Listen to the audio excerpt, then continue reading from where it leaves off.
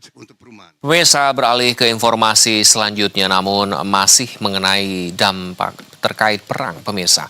Menteri Energi dan Sumber Daya Mineral Bahlil Lahadalia memastikan pasokan energi domestik khususnya bahan bakar minyak atau BBM tetap terkendali meskipun sejumlah negara dilaporkan mulai memasuki kondisi darurat energi. Pernyataan ini disampaikan sebagai respons meningkatnya kekhawatiran publik terhadap memanasnya situasi geopolitik di Timur Tengah yang berdampak pada ketersediaan energi global. Bahlil mengungkapkan beberapa negara tetangga telah menghadapi kondisi yang tidak diharapkan terutama terkait pasokan energi. Namun masyarakat Indonesia diminta tetap tenang karena kondisi dalam negeri masih relatif aman. Lebih lanjut, Bahlil menjelaskan ketergantungan terhadap impor energi secara bertahap mulai dikurangi, salah satunya untuk BBM jenis solar. Sementara itu untuk jenis BBM, bensin, sebagian kebutuhan nasional masih dipenuhi melalui impor, sedangkan sisanya berasal dari produksi domestik.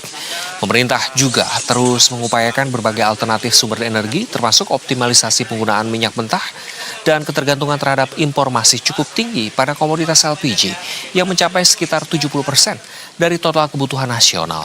Meski demikian, pemerintah memastikan langkah strategis terus dilakukan guna menjaga stabilitas pasokan. Bahwa sekalipun negara-negara lain, negara tetangga sebagian negara di Asia sudah mulai masuk dalam keadaan yang tidak diharapkan oleh hampir semua negara dalam hal ini darurat, kita harus yakinkan kepada rakyat Indonesia bahwa solar kita insya Allah tidak lagi kita lakukan impor, jadi clear.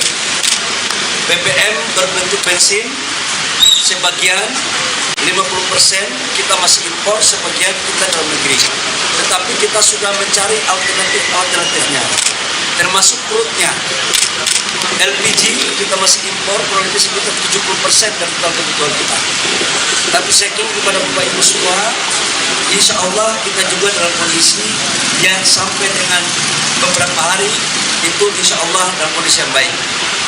Namun sekalipun kita dalam kondisi yang baik, saya mohon dukungan dari semua rakyat Indonesia.